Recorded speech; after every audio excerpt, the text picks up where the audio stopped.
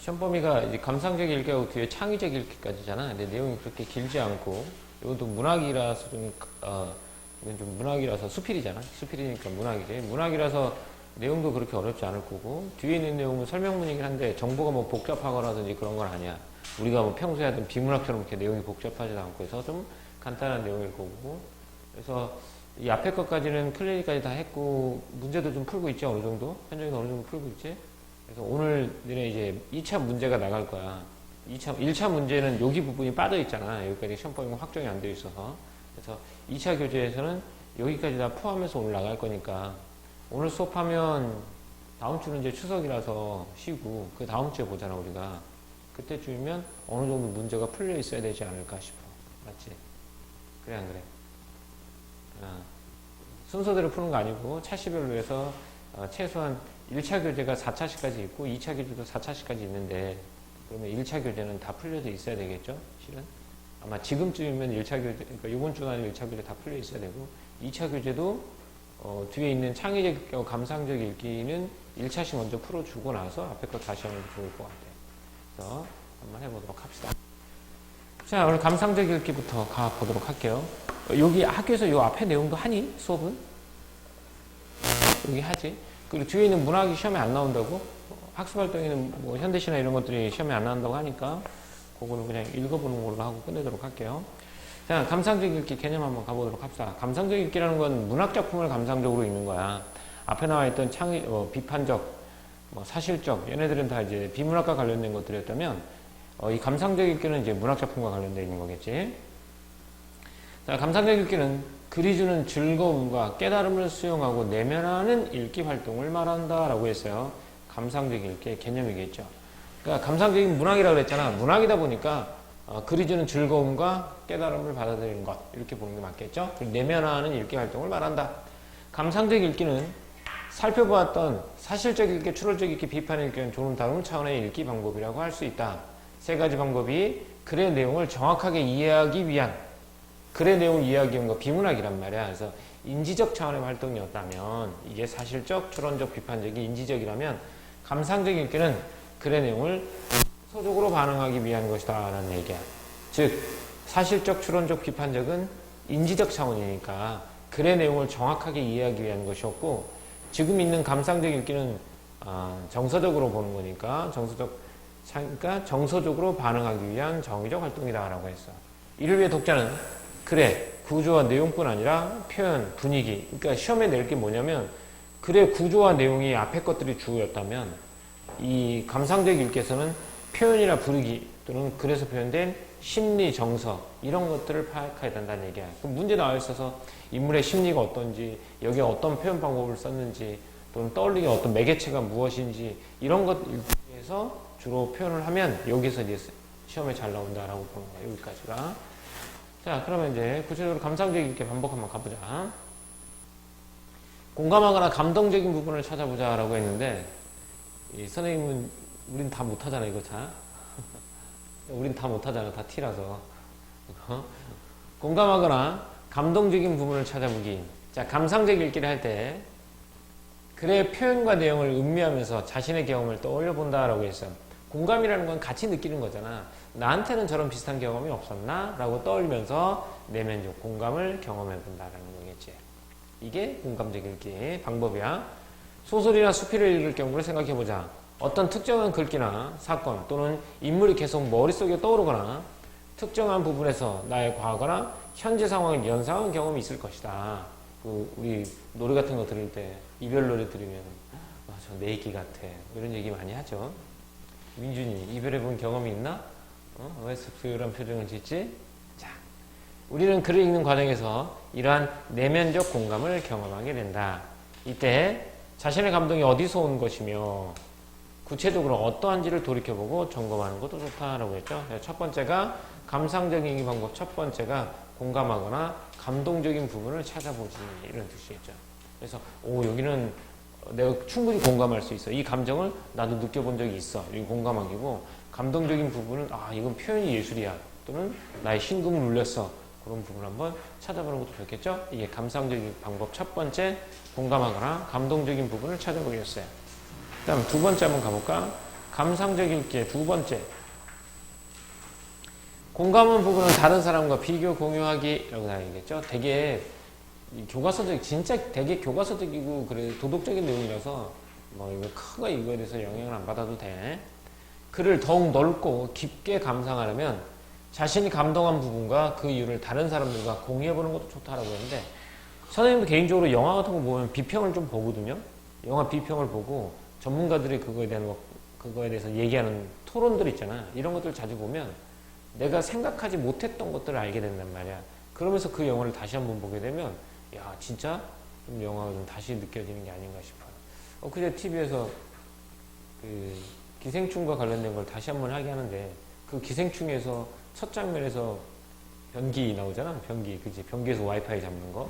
뭐 그런 것들을 보면서 그 안에 또 다 어떤 깊은 내용들이 담겨져 있다고 하더라고.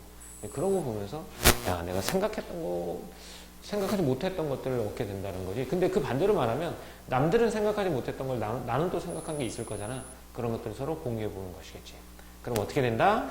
어떻게? 감상의 내용이 좀 더 풍부해질 수 있다는 거고, 내용을 좀 더 깊게 이해할 수 있어요. 자, 독자의 관심과 수준, 상황이 다름으로라는 거야. 똑같은 영화를 봐도 우리가 이제 관심과 수준이 다르고 또 지금 처해 있는 상황이 다르기 때문에 서로 다른 관점의 다양한 느낌과 해석, 그리고 가치 부여의 다양성을 경험할지 우리는. 그치? 그래서 이게 서로 다양성을 경험하는 건 우리가 관심, 수준, 상황이 다르잖아. 그래서 서로 다른 감상을 한단 말이야. 그래서 그걸 가지고 뭐 해본다? 서로 공유해보는 것이야. 가치 부여의 다양성을 경험함으로써 우리는 더 풍부하고 깊이 있게 내용을 이해할 수 있다. 이렇게. 내가 생각하지 못했던 부분까지 알게 되니까. 또 자신과 다른 사람의 공감과 감동을 비교하며 자신을 되돌아볼 수 있는 계기를 마련할 수 있다라는 거죠. 그래서 두 번째가 공감한 부분을 다른 사람과 비교 공유하기인데, 그렇지? 여기서 얻을 수 있는 효과는 첫 번째 뭐? 공감한 내용을 공유함으로써 얻는 효과 첫 번째, 비교하면서 자신을 성찰해볼 수 있는 계기가 된다라는 거고, 또 다른 사람과 어떤 다양성이겠죠? 더 풍부하고 깊이 있는 내용을 이해할 수 있다. 이 두 가지가 되겠지. 자, 이게 감상적 읽기 방법 두 번째, 공감한 부분을 다른 사람과 비교 공유하기. 그렇다면 좀 더 풍부하게 내용을 이해할 수 있고 자신을 성찰해볼 수 있다. 이렇게 되겠죠. 자, 다음. 감동적인 부분을 이제 내면화하기라고 되겠죠. 이게 세 번째가 되겠습니다. 독서가 성장의 밑거름이 되기 위해서는 내면화 과정을 거쳐야 된대요. 내면화. 근데 내면화가 뭐냐? 글의 내용이나 독서 과정에서 얻은 가치, 태도, 사고, 정서 등을 자신의 것으로 받아들이는 것, 수용하는 것. 이게 내면화야. 읽고 나서 저렇게 뭐 살아야 된다든지 깨달음을 실천하도록 노력한다든지, 이게 내면화겠죠. 이는 감상적 읽기에서도 필요하다. 책을 읽고 전과 다르게 느끼고 태도 변화를 보이게 되었다면, 자, 만약에 내면화를 했어. 그러면 책을 읽기 전과 다른 태도로 세상을 살아가게 되는 거야. 이게 내면화야. 독자에게는 감동의 내면화가 이루어졌다고 할 수 있다. 이렇게 됐다면 이러한 내면화는 마음을 정하고 정서적, 인격적으로 성장한다는 얘기지. 좋은 책을 읽고 나서 내가 어떤 거기서 공감한 부분들을 내면하게 된다면 내가 좀 더 나은 사람으로 성장할 수 있게 된다라고 보는 거죠. 성장의 밑거름이 된다. 마지막 감상적 읽기 방법 세 번째, 내면화한다. 그럼 내면화는 어떻게 된다? 마음을 정하고 정서적, 인격적으로 성장할 수 있는 밑거름이 된다. 이렇게 되겠죠.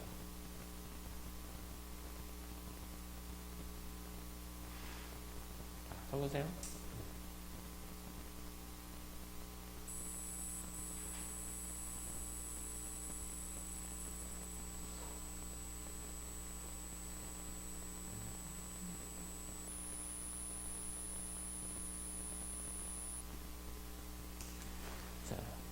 이제 그 다음에 나온 작품이 동해바다 신경님의 후포에서라는 내용이 될 거야. 그죠? 이 내용이 되는데, 요것도 하기는 했지. 요것도 나올지 안 나올지 모른다는 거잖아. 그지? 일단 시를 한번 보고 좀 간략하게 좀 해석해 보도록 합시다. 신경님의 동해바다 후포에서라고 했어요. 제목이 후포에서니까 화자가 지금 있는 곳이 어디라고? 후포라는 거야. 시는 항상 현재 상황이 어떤 상황인지를 먼저 따져봐야 돼. 근데 현재 상황이 없을 수도 있어요. 작품에서. 그러니까 어떤 주제를 드러내기 위해서 작가는 화자나 대사를 어떤 상황에다 집어넣는다고 했고, 그 그 상황에서 보이는 반응을 통해서 주제를 나타내는데 특정한 상황이 없을 수도 있어요. 대신 특정한 상황을 가정할 수도 있다고 한단 말이야. 그래서 특정한 상황의 가정을 가장 대표적으로 한 시가 김소월의 진달래 꽃이야.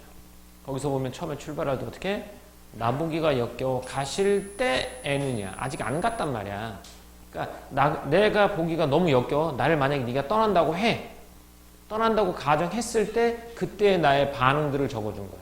그래서 너에 대한 나의 희생적인 태도, 변함없는 사랑, 그리고 너의 앞길을 축복해 줄 수 있는 이별에 대한 자세에 대해서 나와 있단 말이야. 이 작품도 편하게 한번 읽어볼까? 편하게 한번 읽어봐. 쭉 한번 편하게 한번 읽어보세요. 그냥 눈으로 한번 쓱 읽어봐. 편하게.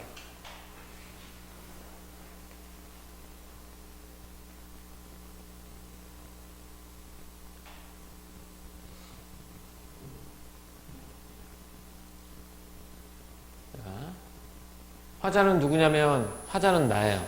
그죠? 화자는 나. 여기 나 드러나 있니? 안 드러나 있니?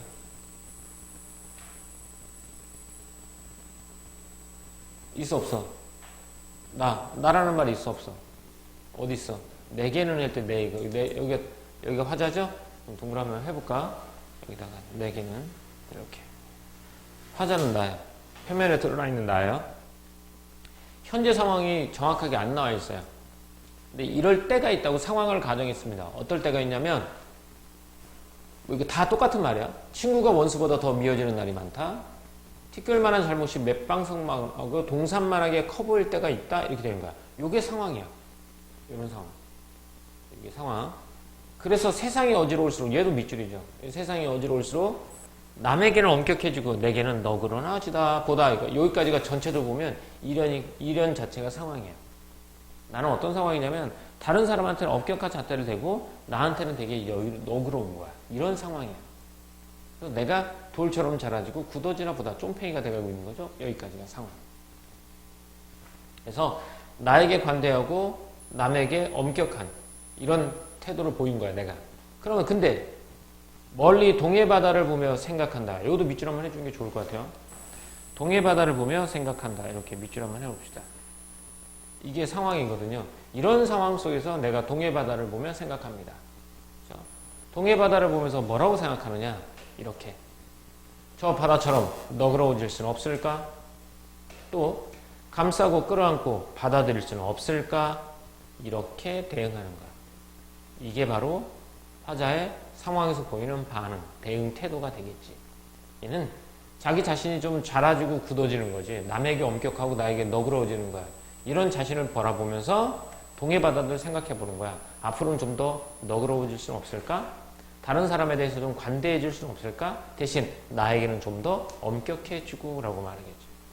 그래서 여기는 바다처럼 좀 넓은 마음을 갖고 싶다라고 말하는 거야. 내가 좁은 마음을 갖고 있는 이 상황 속에서 바다처럼 넓은 마음을 갖고 싶다. 이렇게. 그럼 여기서 이제 이게 이런 생각을 하게 되는 매개체가 바로 뭐가 되겠냐면 동해바다인 거야.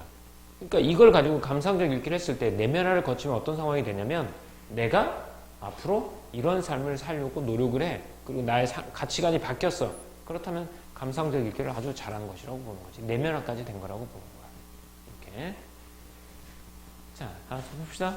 다음 가볼게요. 뭐야, 갑자기 이렇게 될 수 있다. 글씨가 밑에 가렸다. 글씨가 가려서 갑자기 시작하네.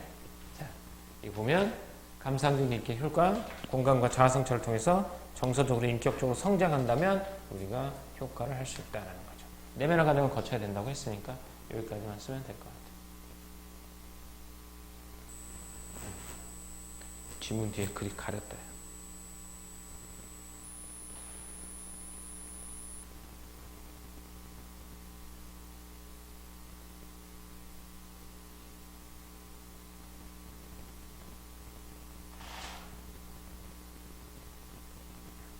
이 탱자나무 내 유년시 이거 탱자나무 한 번 좀 보지 않았니 이거? 이게 니네 1학년 때 교재 학습활동 이런데 자주 나와 이게 이 탱자나무 이게. 그래서 여기서는 좀 이제 길게 나온 편이고 원래 작품에서는 짤막짤막해서 어디 뒷부분에 나와 있는 건데 페이지도 그렇게 많지 않죠? 몇 페이지? 한 페이지, 두 페이지, 세 페이지, 세 페이지 반 정도 되겠네. 자, 한번 가봅시다.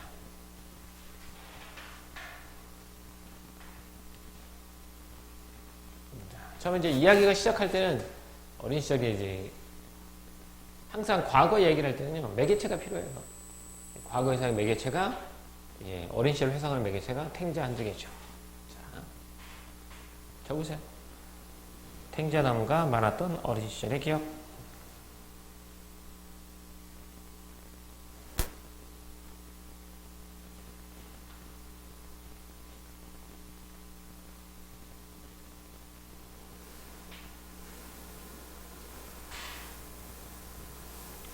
너 탱자가 뭔지 아냐? 탱자 본 적 없어? 형준이 탱자 본 적 있어? 본 적 없어? 현정이도 본 적 없냐, 탱자? 탱자가 생긴 건 완전 동글동글해요. 동글동글하고 이 정도? 크기가 요 손에 딱 들어올 정도로 열매, 탱자 열매.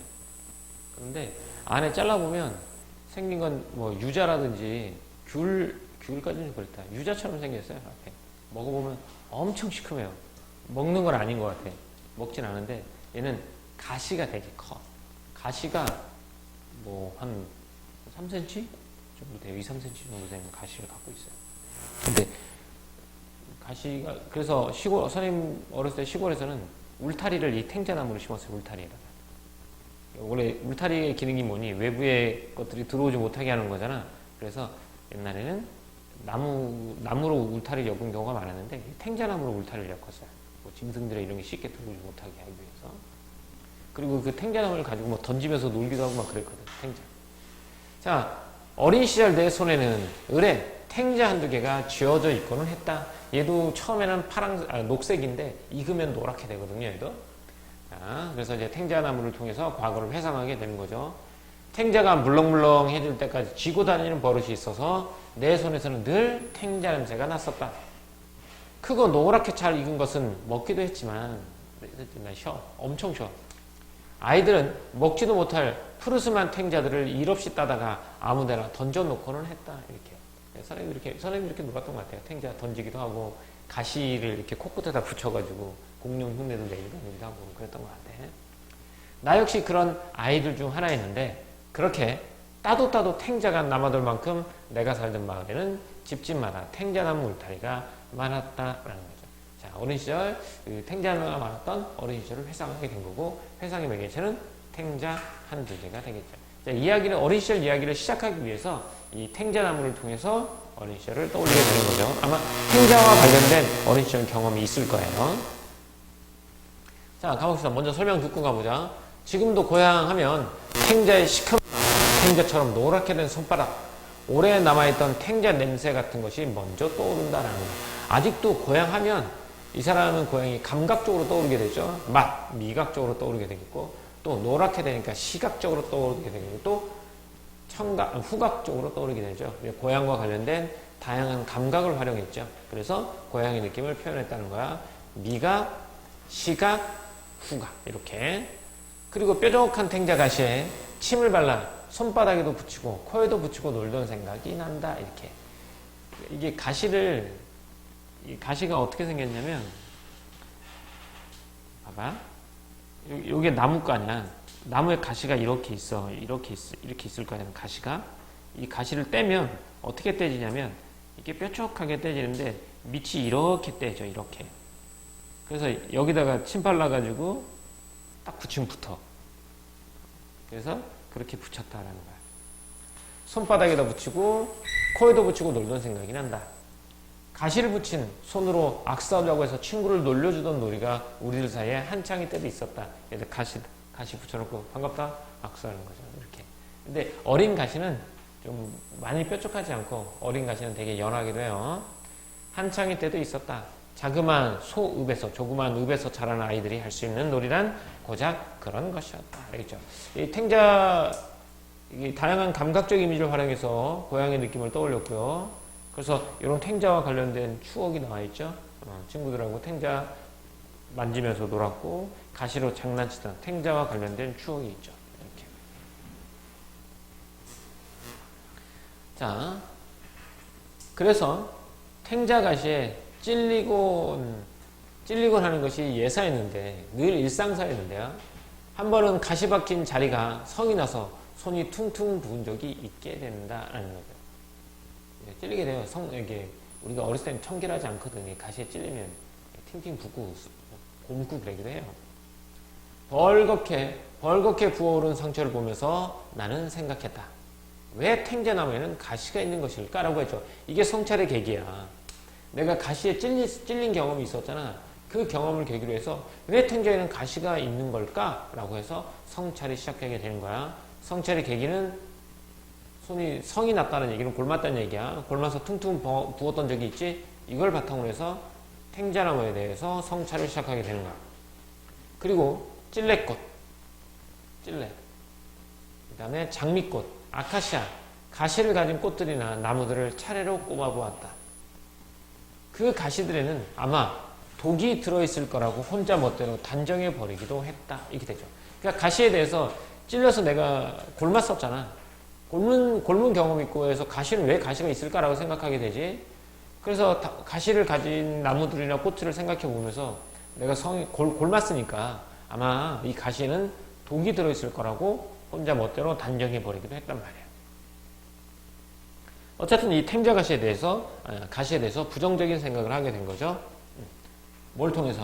탱자 가시에 찔린 경험을 통해서 왜 얘네들은 가시를 가지고 있지? 그리고 가시에는 독이 있을 것이다 라고 생각하게 된 거야. 멋대로 생각하게 됐죠. 근데 여기서 보면 멋대로 단정해 버리기도 했다라는 거니까 이 구조를 보면 이 생각이 나중에 어떨 거라는 걸, 바뀔 거라는 걸 짐작할 수 있죠? 이렇게. 자, 얼마 후에 아버지는 내게 가르쳐 주셨다. 그러니까 가시는 독이 있을 거라고 생각하고 부정적으로 생각했잖아. 이거에 대한 나의 생각이 바뀌게 된 계기는 아버지의 가르침이겠죠. 아버지의 가르침. 가시에 독이 있는 것은 아니고 가시에 독이 있는 게 아니야. 그치? 그럼 가시가 있는 이유는 뭐야? 아름다운 꽃과 열매를 지키기 위해서라는 거죠. 그러니까 가시는 오 깜짝이야.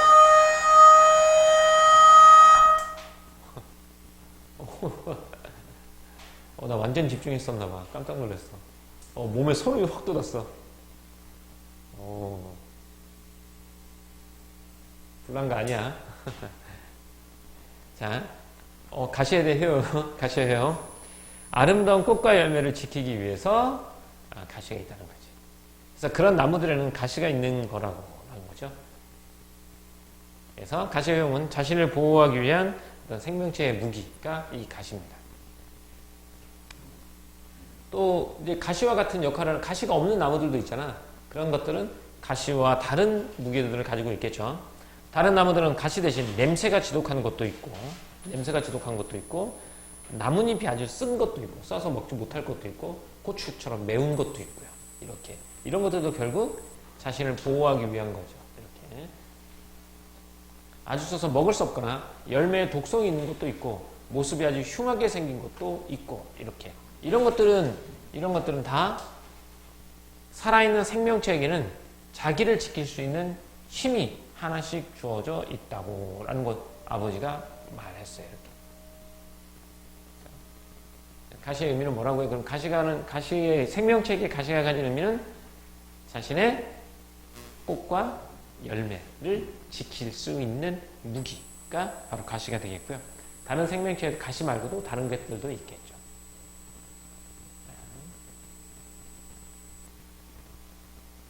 여기가 아버지께서 일러주신 가시의 의미가 되겠습니다. 좀 더 읽어보고 가볼게요. 자, 여기까지는 이제 가시에 찔린 경험을 통해서 가시를 통한 성찰을 시작하게 됩니다. 그리고 가시에는 독이 있을 거라고 내 멋대로 상상하게 되죠. 그런데 아버지가 나에게 얘기해 주죠. 가시는 자기 스스로를 보호하기 위한 거야 라고 한 거죠. 그래서 그 계기로 해서 가시의 의미에 대해서 알게 됩니다. 가시는 꽃과 열매, 자신을 보호하기 위한 무기다라는 거겠죠. 자, 그러던 어느 날 또 다른 경험이 되겠죠. 탱자 꽃잎을 보다가 스스로의 가시에 찔린 흔적을 발견하게 되었다라는 거죠. 자, 탱자 꽃잎을 보다가 스스로 가시에 찔린 흔적을 발견했어요. 가시가 탱자 나무의 잎을 찌른 거죠. 바람에 흔들리다가 제 가시에 쓸렸으리라. 스스로를 지키기 위해 주어진 가시가 때로는 스스로를 찌르기도 한다는 사실에 나는 알 수 없는 슬픔을 느꼈다라는 거죠. 그러니까 여기서 봐봐. 주어진 가시가 때로는 스스로를 찌르기도 한다는 사실이잖아. 그러니까 아까 가시가 하는 역할이 뭐죠? 자신을 보호하기 위한 거지. 근데 자신을 보호하기 위한 게 자신을 찌르기도 해요. 이게 이중적이죠. 그래서 양면성이야. 양면 두 가지 면을 갖고 있죠. 긍정적인 측면, 자기 자신을 보호하는 긍정적인 측면, 또 자기 자신에게 위해를 가하는 부정적인 측면도 가지고 있죠. 그래서 가시의 양면성이고요. 그리고 이게 상황이 역설적 상황이죠. 자신을 보호하기 위한 것이 자신을 찌른 상황이 되니까 얘도 역설적 상황이 되겠지. 나는 알 수 없는 슬픔을 느꼈다. 그걸 어렴풋하게 느낄 무렵 소읍에서의 내 유년은 끝나가고 있었다라는 거죠. 자, 이렇게 해서 내 유년시를 끝나가게 됐다는 거죠. 그죠? 이게 어린 시절의 경험입니다. 가시에 얽힌 경험 두 가지죠. 그러니까 가시에 얽히는 성찰을 통해서 얻는 건 두 가지야.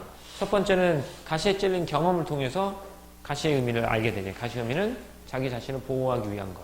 두 번째는 가시가 자신의 잎을 찌른 걸 봤죠. 그걸 보면서 아, 가시가 자기에게 해가 되기도 하는구나 해서 가시의 양면성에서 깨달으면서 어린 시절의 추억이 끝나가게 되는 거야.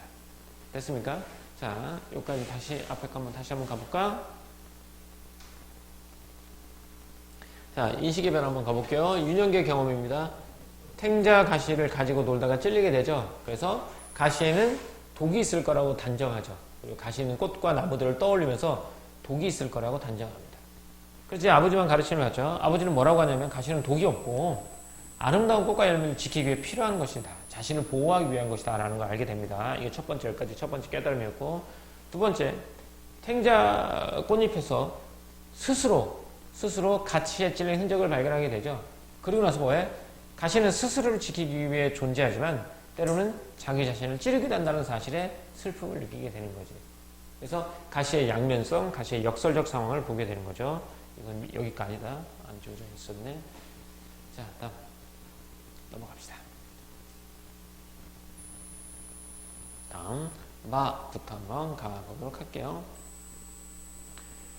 자, 언제부턴가 내 손에는 더 이상 둥글고 향긋한 탱자 열매가 들어있지 않았다라는 거죠. 근데 이제 고향에서 이제 탱자나무를 가지고 놀지 않았죠. 그 대신 뭘 갖고 놀아요? 그 손에는 무거운 책가방과 영어 단어장. 그 다음에는 누군가를 향해 던지는 돌멩이. 때로는 술잔이 들려있곤 했다. 이렇게. 성장 과정이죠. 어렸을 때 공부하다가. 또 이 돌멩이가 뜻하는 건 뭘까요? 뭘까? 생각해. 누군가를 향해 던지는 돌멩이. 야, 돌멩이 던지는 걸 이 사람은 부끄러워하지 않은 거잖아. 그래다 쓸 정도면. 우리가 돌멩이를 던지면서 부끄러워하지 않는다. 뭐 했다는 거야? 알아? 80년대 민주화운동. 데모. 민주화 데모, 시위. 이런 것들이겠죠. 때로는 술잔이 들려있곤 했다. 친구나 애인의 따뜻한 손을 잡고 다니는 때도 없진 않았지만 그거로는 장바구니나 빨랫감, 행주나 걸레 같은 것들을 들고 있을 때가 더 많았다. 이렇게 된 거죠. 그러니까 여기서부터는 이제 책가방, 다양한 소재들이 나오죠. 소재들을 통해서 글쓴이가 살아온 과정이 보여주는 거죠. 학창 시절부터 시작해서 어린이 되는 후에 삶의 모습까지 뭘 통해서 손에 들려있는 소재들을 통해서 드러냈다. 어쨌든 이렇게 어른이 되면서 탱자나무와 좀 멀어진 삶을 살게 되겠죠. 탱자나무부터 멀어진 삶을 살게 됐습니다. 이렇게.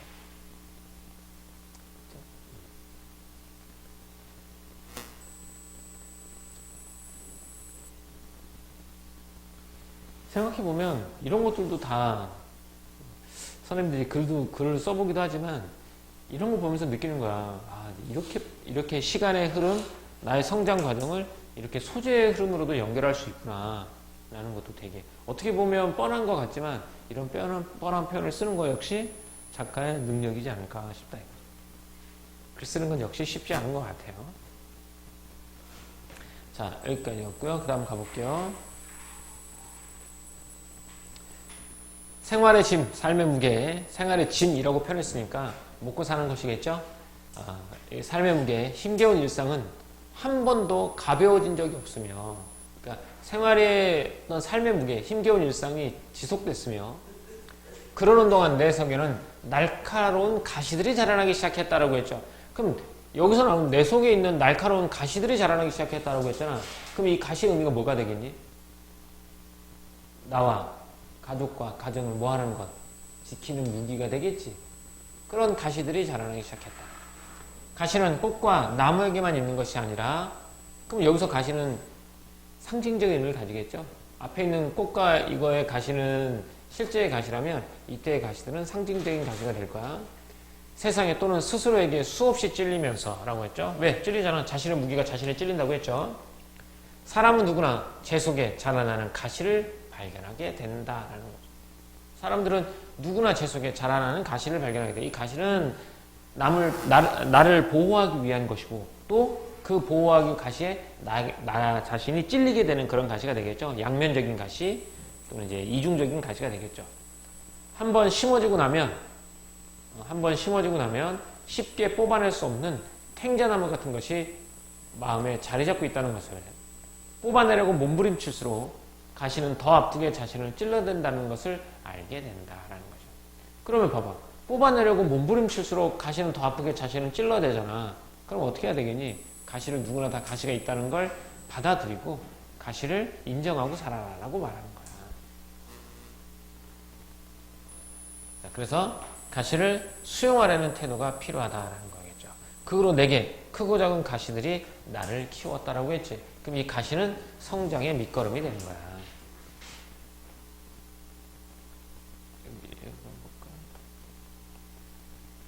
크고 작은 가시들이 나를 키웠다라는 얘기니까 가시가 뭐의 밑거름이었다고?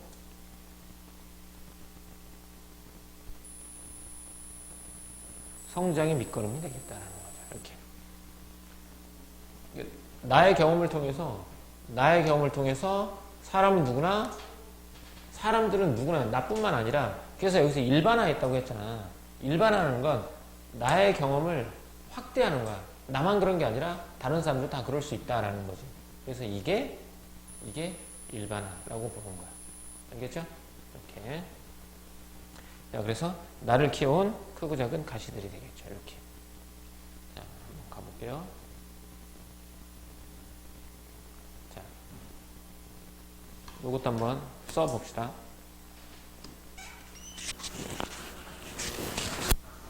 선생님 어디 가셨어? 네? 선생님. 저희도 없어요. 왜 여기서 뭐해? 안녕하세요. 왜 되게 시끄러워서? 아니요. 그래서 저 불편하시고. 예준이 못 온대. 네. 예준이 못 온다고 문자 했어. 선생님 전화번호를 모른다고. 한것 같은데? 예준이 아는데?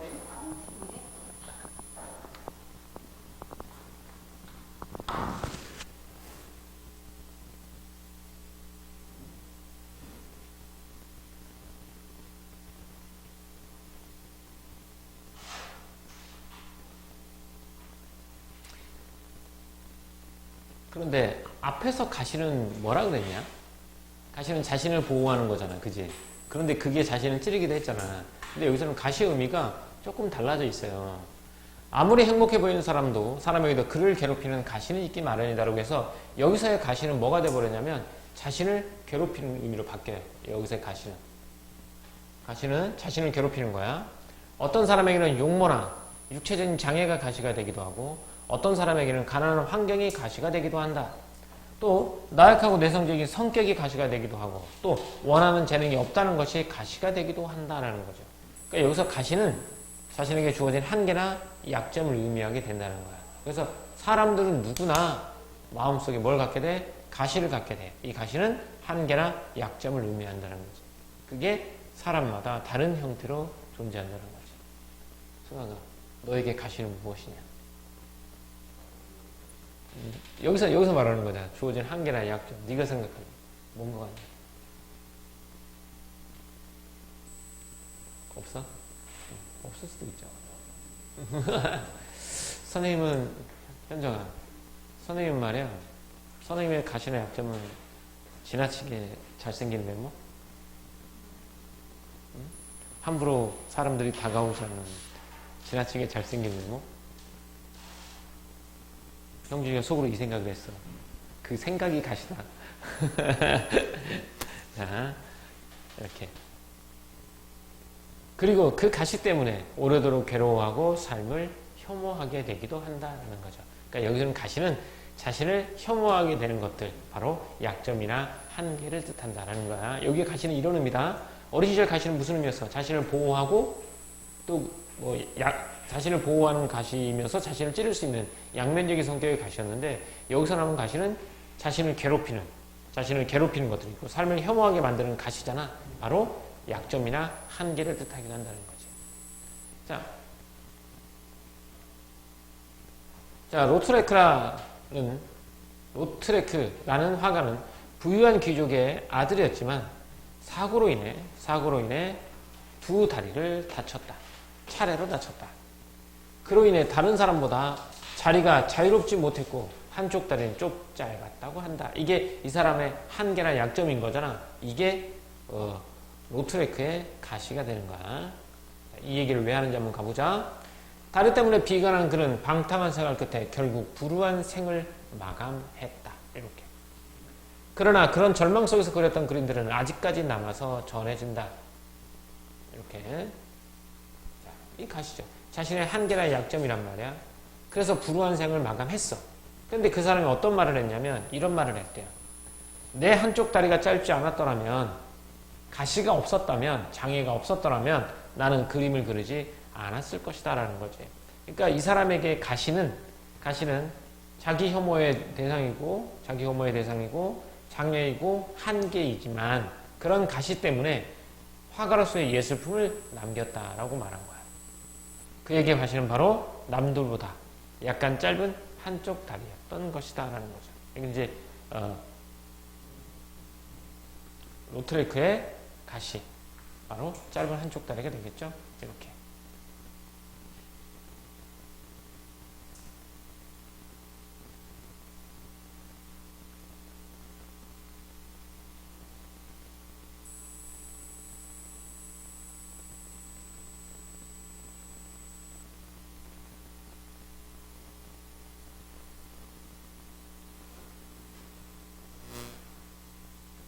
가시가 되어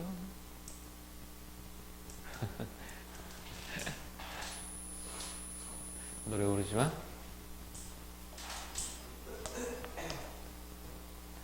자, 좀 더 가볼게요.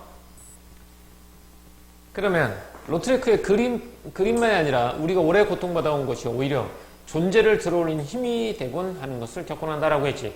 그러면 이 가시의 의미가 여기까지 보면, 가시가 나에게 고통이고 한계고 약점이지만 그게 오히려 존재를 들어올리는 힘이 된다라고 말했어. 왜? 로트레크의 그림만이 아니라고 했으니까. 로트레크가 가시잖아. 로트레크는 가시를 가지고 있었잖아. 그 가시 때문에 훌륭한 그림을 남긴 거잖아.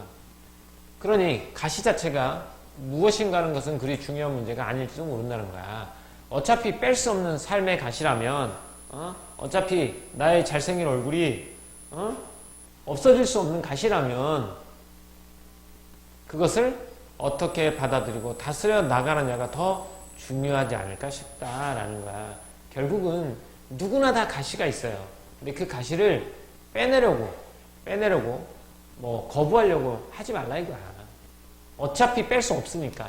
어차피 뺄 수 없는 삶의 가시라면 그것을 받아들이고 어떻게 다스려 나가느냐가 더 중요하지 않을까라는 거야. 알겠죠? 그래서 이 가시를 대할 때 자세에 대해서 말했어요. 가시, 자신을 고통스럽게 하는 한계나 약점 이런 것들이잖아. 이런 것들을 수용해서 슬기롭게 이겨내는 자세가 더 중요하다. 얘를 다스려 나가는 게 더 중요하다. 그것마저 없었다면 우리는 인생이라는 잔을 얼마나 쉽게 마셔버렸을 것인가. 인생이라는 잔 있죠? 잔이 인생을 뜻하죠? 무슨 법? 은유법. 그 잔은 인생입니다.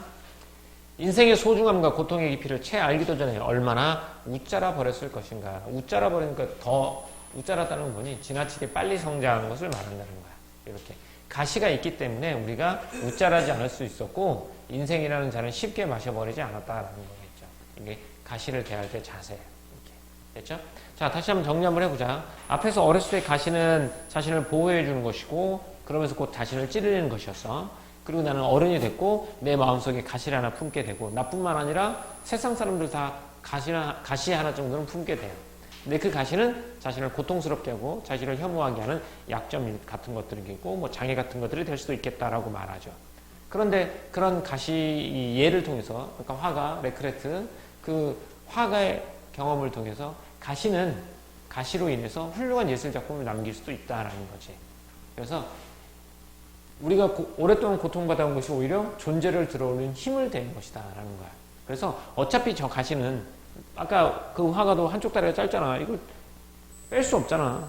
뺄 수 없는 삶의 가시라면 그 가시를 어떻게 받아들이고 다스려 나가느냐가 더 중요하다라는 거지. 그렇게. 실제로 너무 아름답거나 너무 부유하거나 너무 강하거나 너무 재능이 많은 것이 가시를 경험하지 못한 채 웃자라 버린 경우, 웃자라는 게 뭐 지나치게 빨리 성장이야, 지나치게 버린 경우, 오히려 삶을 망가뜨리는 경우를 자주 보게 된다라는 거죠. 그래도 갖고 싶죠?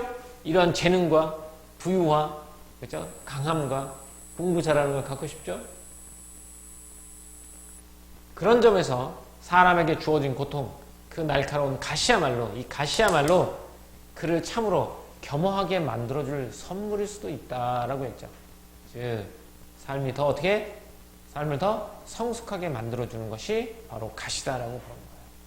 가시가 없었다면 우리가 너무 웃자라 버린다는 거야. 인생의 잔을 너무 쉽게 마셔버리는 거고, 우리가 너무 웃자라 할 수 있어.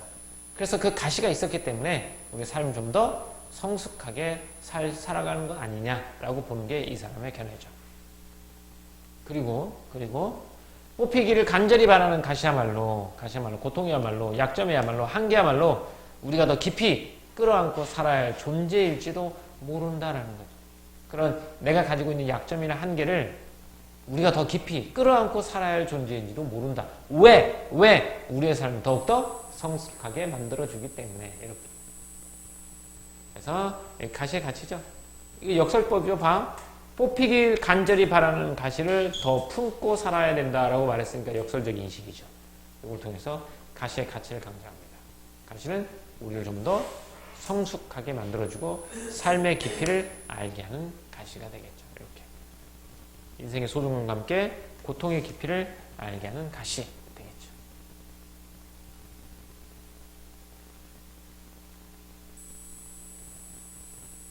타 가볼까요? 타.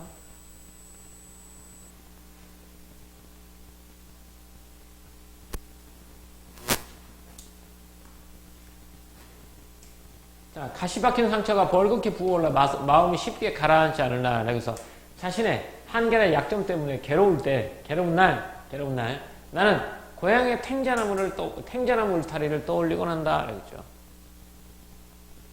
둥근 탱자를 손에 쥐고 다니던 그때, 탱자 가시로 장난을 치고 나던 그때, 내 삶이 이런 가시들이 도달하려고는 짐작할 수도 없었던 그때, 내 마음속에도 가시가 있었어. 나를 괴롭히는 가시가 있다라는 걸 생각할 수조차 없었던 그때, 그 평화롭던 윤현의 울타리가 탱자나무로 되어 있다는 사실이 내게는 어떤 전원처럼 받아들여진다라는 거죠.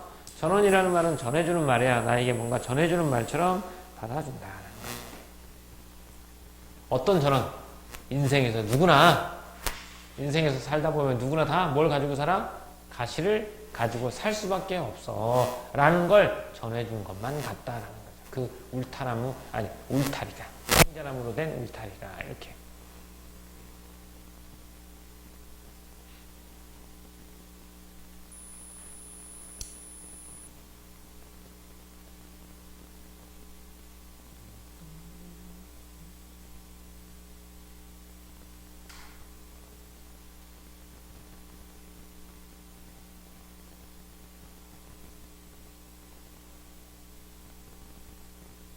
들어보세요.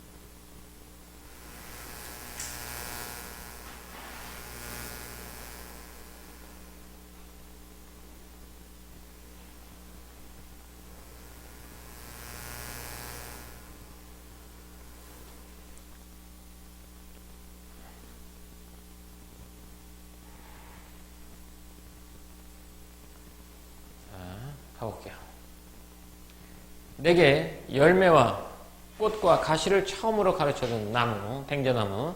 내가 살아가면서 잃어버려야 할 것과 지켜가야 할 것을 동시에 보여준 나무, 이런 거죠. 근데 여기서 내가 잃어버려야 할 것은 가시는 아니에요. 가시는 더 이상 뽑힐 수 없다라고 했죠. 가시는 어떻게 하라고 그랬어? 내가 품고 잘 다스려 가야 된다라고 말하는 거지. 그러면 잃어버려야 할 것에 가시는 아니라는 거 헷갈리지 말아야 돼. 그럼 지켜가야 할 것, 이게 뭐냐? 바로 가시를 부정적으로 버려야 되게, 부정적으로 생각해서 가시를 뽑아내려고 하는 태도를 버리고, 또 가시는 우리의 삶을 더욱더 성숙하게 만들어주는 것이니까 가시의 가치를 받아들이는, 그죠? 가시를 어떻게든 품고 가려는, 여기 뒤에 있었죠?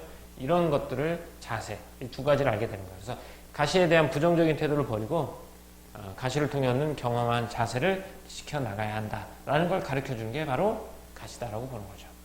그러면서 나와 함께 좁은 나이테를 늘려가고 있는 탱자나무, 눈앞에 그 짙푸른 탱자나무를 떠올리고 있으면 부어오른 마음도 조금은 가라앉게 된다라는 거죠.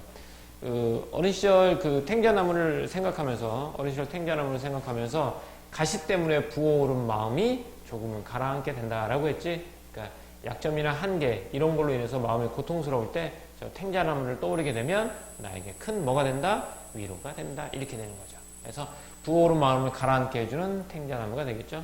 그래서 가시를, 자신의 약점이나 한계를 부정적으로 생각하는 태도를 버리고 그 가시, 약점이나 한계를 받아들이고 잘 다스리는 태도를 통해서 삶을 성숙하게 한다라는 거지. 삶을 성숙하게 만드는 밑거름이 된다는 걸 그런 자세를 갖고 가야 된다. 이렇게 하고, 그런 생각을 하다 보면, 부어오른 마음, 가시로 인해 부어오른 마음이 가라앉게 된다라는 거겠죠. 탱자나무가 나에게 위로가 되는 거예요. 자, 언젠가 탱자나무 울타리를 다시 지나게 된다면 아마도 나는 그 사이에 더 굵어진 가시들을 조심조심 어루만지면서 무어라 중얼거릴 것이다. 그러고는 오래전에 잃어버린 탱자 하나를 슬그머니 따서 주머니에 놓고는 그 푸른 울타리를 총총히 떠날 것이다. 만일 가시들 사이에서 키워낸 그 향기로운 열매를 내게도 허락해 준다며, 이라는 거죠. 가시들 사이에서 키워낸 그 향기로운 열매, 즉 고통을 받아들이고 잘 다스려서 얻은 결과물이겠죠. 뭐 삶의 성수 또는 진실, 이런 것들을 나도 가지고 싶다라는 거겠죠. 그래서 이제 인생에 깨달음을 준 탱자나무가 되겠습니다. 이렇게 정리가 됐고요. 앞에 거 다시 한 번만 가볼까요?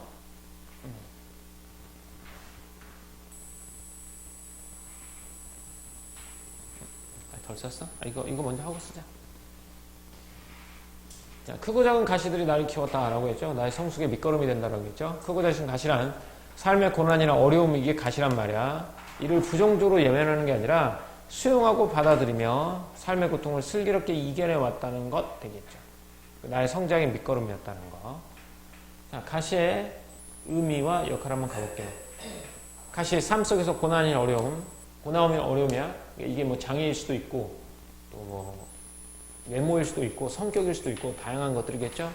오랫동안 괴로워하고 삶을 혐오하게 되고 삶을 고통스럽게 만든단 말이야. 하지만 또 반대로 존재를 들어오는 힘이 되기도 하고요. 인생의 소중함과 고통의 깊이를 알게 하고요. 사람들을 겸허하게 만들기도 합니다. 이게 가시의 의미와 역할이에요. 가시의 의미, 가시의 역할, 이렇게.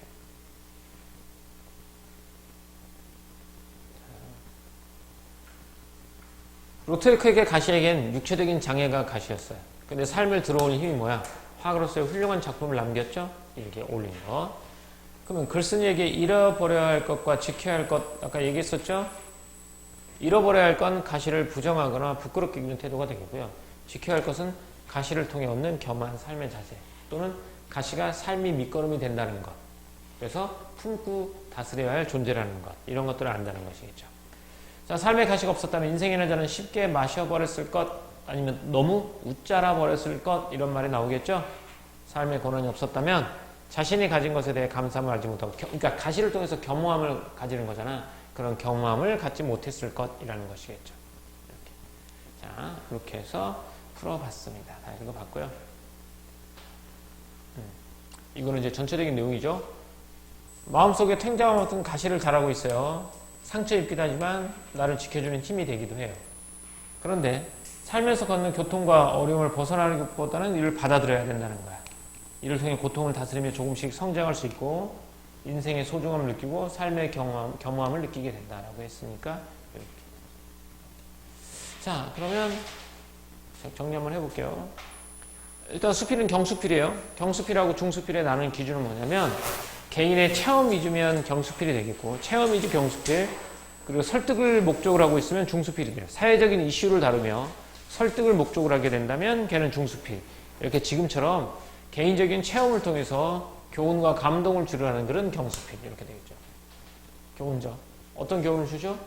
가슴 속에 있는 가시를 품고 잘 다스려라. 왜? 너 자신을 겸허하게 만들어주고 존재를 들어올리는 힘이 된다. 이렇게 말하는 거고, 서동적이고 체험적이고. 탱자람은 삶에서 만나는 상처와 고통을 회피하지 말고 가시를 회피하지 말고 슬기롭게 이겨내자. 그죠? 이렇게. 글쓴이의 경험 나오죠? 탱자람의 찔린 경험이야. 탱자람의 찔린 경험 통해서 얻은 깨달음을 제시하며 삶의 교훈을 전달했고요. 핵심적인 가시의 의미를 구체적인 예시를 통해서 가시의 의미 나오죠. 다양한 예를 통해서 나오죠. 뭐 고통이나 뭐 장애일 수도 있고 뭐일 수도 있고 무엇일 수도 있고 가시의 의미 나오죠. 주제를 제시하기 위해 구체적인 사물을 통한 비유를 사용했죠. 뭐 술잔, 뭐 인생이라는 잔 이런 것들 나오겠고, 가시, 여기서 가시가 상징적 의미 있잖아. 삶의 고통이나 괴로움을 뜻하는 가시도 상징적 의미가 되겠고, 시간의 흐름에 따라 글쓴이의 사고가 변화함을 보여주죠. 그러니까 처음에는 가시는 어떤 것이라고 생각했어요? 독이 있을 것이라고 생각했잖아. 근데 아니었어. 나중에는 뭐 자기를 보호하기 위한 것이었고요. 또 누구나 살면서 가시를 가지게 되죠. 근데 그 가시는 삶의 고통과 괴로움을 준다라고 했는데 아니다. 그게 나중에 자신을 겸허하게 만들어주고 존재를 들어올리는 힘이 된다. 이렇게 말해주는 거고. 자, 경험과 인식의 변화 한번 가볼게요. 자주 찔러 손이 퉁퉁 붓죠? 가시는 독이 있을 거라고 생각합니다. 아버지의 가르침을 받았죠? 가시는 독이 없고 아름다운 꽃과 열매를 지키기 위해 필요한 것이다 라고 했죠? 자신을 찌른 걸 발견하죠? 가시는 스스로를 지키기 위해 존재하지만 때로는 자기 자신을 찌르며 위협한다는 사실에 슬픔을 느끼게 됐고, 이런 것들이 나오게 되죠. 자, 다음 가시의, 이건 후반부겠죠? 가시의 삶 속의 고난이나 어려움이겠고, 부정적인 거 괴로워하고 혐오하게 되고 고통스럽게 한다는 거. 긍정적인 역할, 존재를 들어올린 힘, 인생의 소중함과 고통의 깊이를 암기하고 사람을 겸허하게 만든다는 거. 자, 가시와 열매의 관계 한번 가볼까? 가시로 아름다운 꽃을 지킴으로써 향기로운 열매를 맺는다. 가시가 꽃을 지킴으로써 열매를 맺는데, 수많은 가시는 그 낙하강 속으로 스스로 꽃을 상하기도 하지만 스스로의 꽃을 상하기도 하잖아. 하지만 결국 그러한 과정 있기에 열매를 얻을 수 있다. 여기서 말하는 열매는 우리의 성숙 또는 존재 이런 것들이 되겠죠. 여기 뒤에 있는 학습활동 내용도 다 이거랑 같은 거야. 자, 가시를 통한 깨달음, 가시와 같은 대상이 오히려 겸허한 자세를 갖게 하고 삶을 풍요롭게 할 수 있다. 그래서 가시를 부정하기보다는 그것을 받아들이고 수용하는 자세를 가져야 한다. 잃어버려야 할 것, 가시를 부정하거나 부끄럽게 여기는 태도, 지켜야 할 것, 가시를 통해 얻은 삶의 겸허함 이런 것들을 가져야 한다 라고 했습니다. 자, 여기 다 채워져 있지 이거. 니네 이거 없냐? 넘겨봐봐. 아, 없네. 클리닉지에 있어요. 클리닉지에 있으니까 그냥 클리닉지 보면 돼. 학습활동은 앞에서 했던 거니까 앞에서 했던 거예요. 다 했던 거니까 그냥 넘어가고, 이 서한나의 등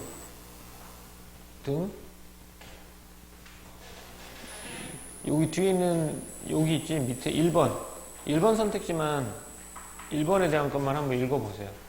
이거 한번 그래도 우리 한번 읽어볼까?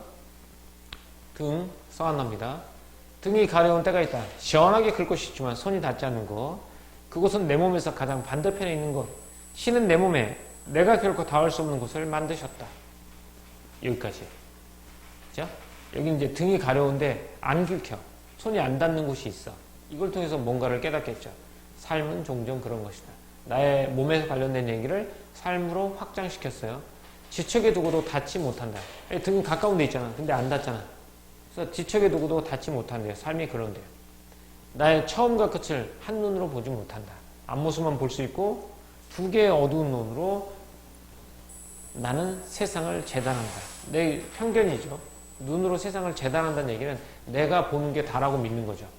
손바닥 하나로는 다 쓸어주지 못하는 우주처럼 넓은 내 몸 뒤편엔 입도 없고 팔과 다리도 없는 눈먼 내가 살고 있다. 이거죠. 내 배우. 나의 등에는 나의 정면과 한 번도 마주 못하다. 그러니까 내가 마주보지 못한, 내가 보지 못하는 내 본 모습이 나한테 있는 거잖아. 가까운 데 있는 거지. 이렇게 되고요. 가까이 있으면서도 소중함 인식하지 못하는 존재에 대해서 다시 한번 생각해 보는 거죠. 내가 한 번도 쳐다보지 않는 나의 소중한 부분. 하지만 보지 않아. 상기경시와 등, 신체적 현상을 바탕으로 삶에 대한 깨달음을 이끌어내고 있죠. 그래서 확장시켜 나간다는 것. 이렇게 등의 의미가 무엇인지 생각해 보자라고 했으니까 거기 한번 보면 여기까지만 한번 봅시다. 자신과 가장 가까이 있으면서도 그 소중함을 인식하지 못하는 존재가 바로 뭐가 된다? 등의 의미가 된다라고 했죠. 자, 옆에 쪽지 시험 채워보세요.